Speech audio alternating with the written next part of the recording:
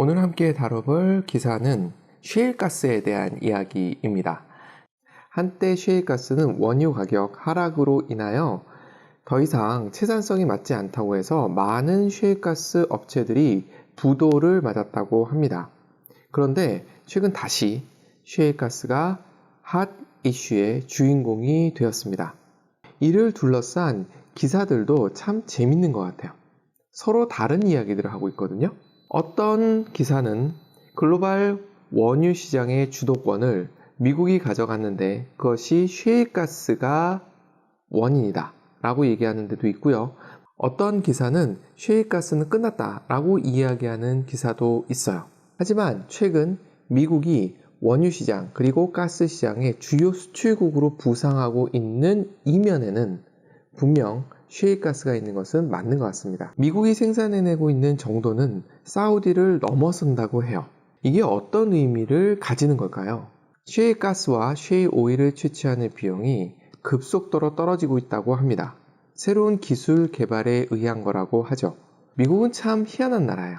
제도적으로 셰일가스 업체들을 밀어준 건 분명히 아니거든요. 하지만 셰일가스 업체들은 스스로 살아남기 위해서 새로운 기술을 개발을 했던 거죠.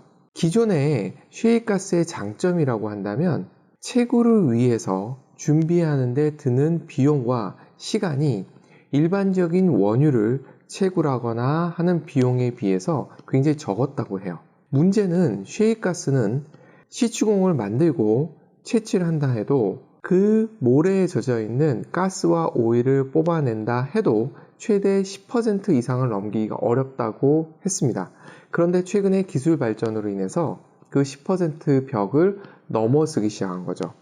어떤 일이 생겼을까요? 기존에 있었던 시추공에서 더 많은 셰일가스와 오일을 끄집어낼 수 있다는 거죠. 기존에 있었던 곳에서 빼내기 때문에 훨씬 비용이 적게 된 거죠.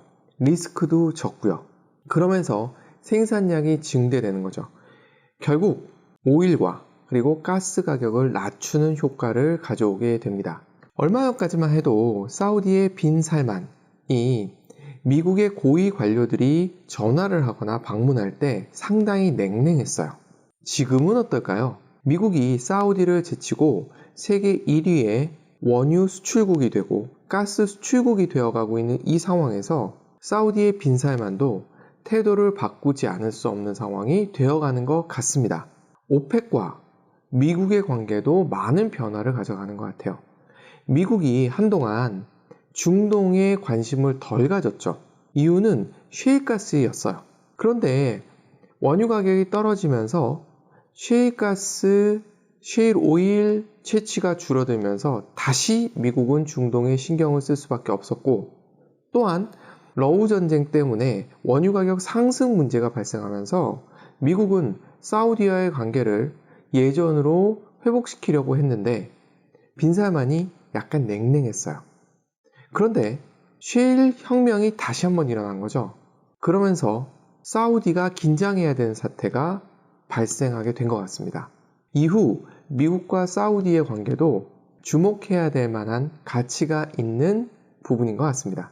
러우 전쟁 얘기 잠깐 드렸는데요. 그럼 러시아는 어떨까요? 갑자기 1991년도 소련이 붕괴했던 상황이 떠오릅니다. 1970년대 오일 쇼크로 인해서 오일 가격이 상승을 했죠. 이걸 보면서 러시아는 집중적으로 석유 시출을 하기 시작했죠. 그러면서 러시아는 석유를 기반으로 한 성장 동력을 갖추기 시작했고, 이걸 믿고 다양한 투자를 하기 시작합니다. 냉전 시대였죠. 미국은 소련을 누르기 위해서 사우디와 손을 잡고 원유 가격을 폭락시킵니다. 물론 오일 쇼크 전보단 높지만 러시아를 옥죄기에는 충분한 정도였던 것 같아요. 물론 다른 원인도 있었겠습니다만 큰 원인으로 작용하면서 소련은 붕괴가 되었고 지금의 러시아가 되었죠.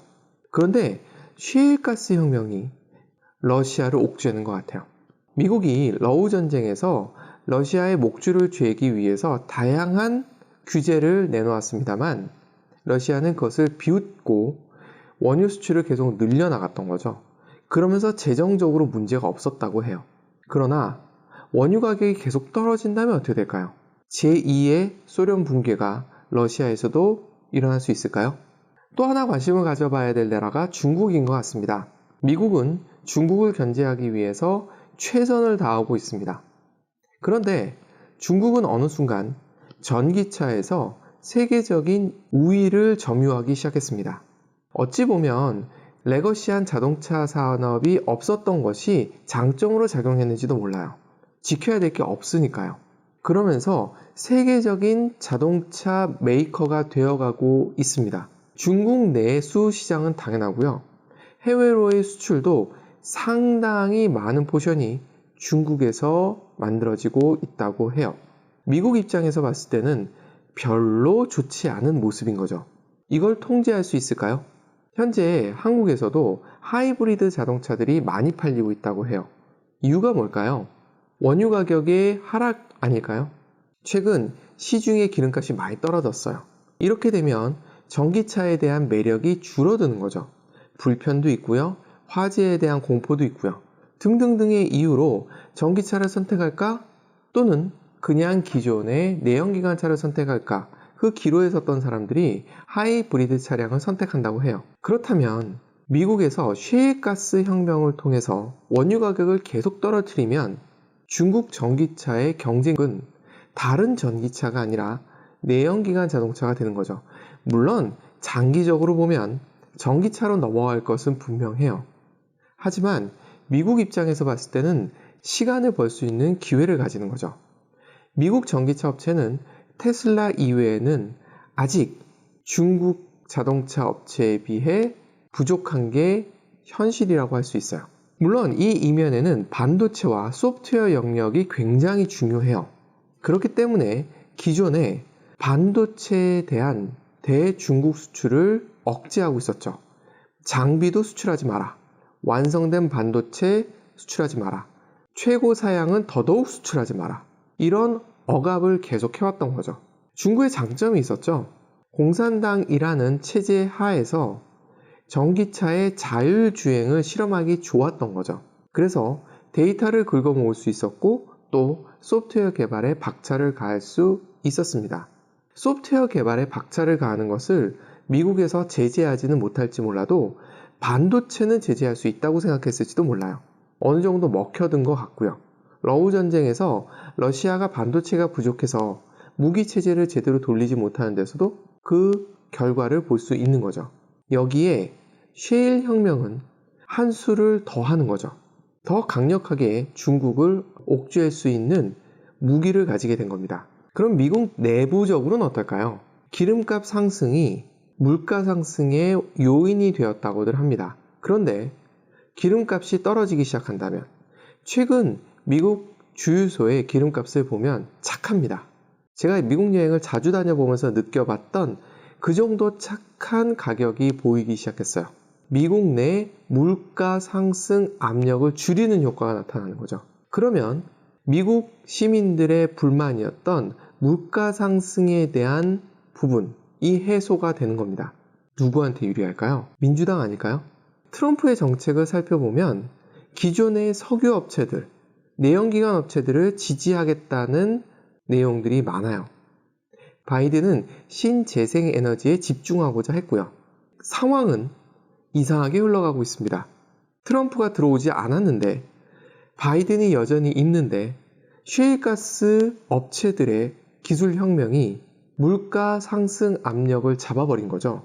그러면서 미국의 민심을 민주당이 얻게 되는 묘한 상황이 만들어지는 것 같습니다. ESG의 목적이 뭐라고 생각하십니까? 지구의 온난화를 방지하기 위한 노력? 맞죠?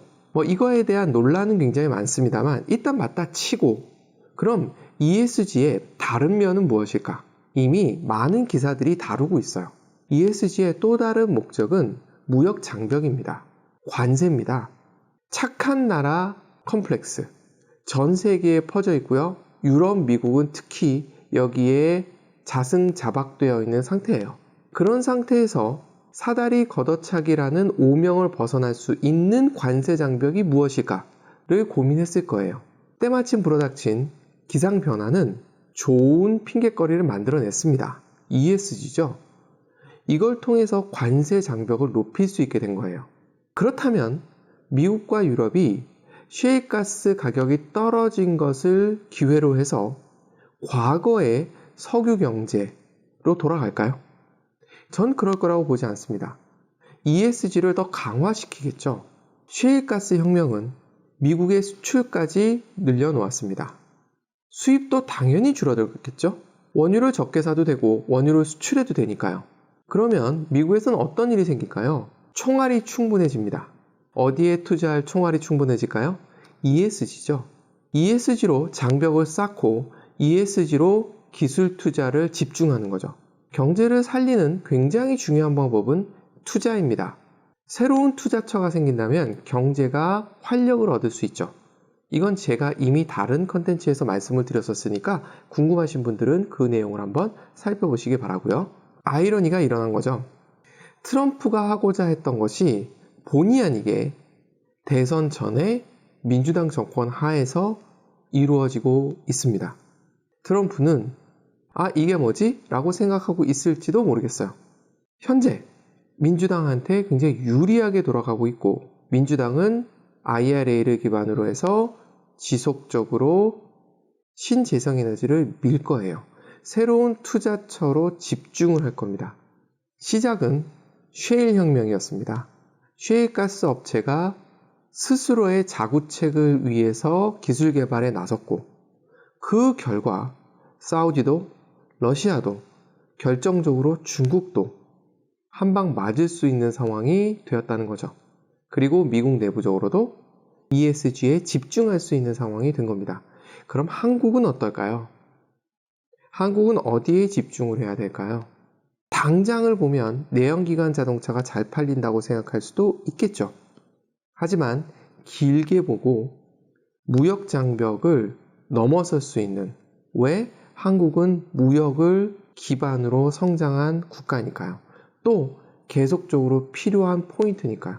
지금까지 셰일 혁명을 통해서 어떤 일들이 일어날까에 대한 저의 생각을 정리해 보았습니다. 감사합니다.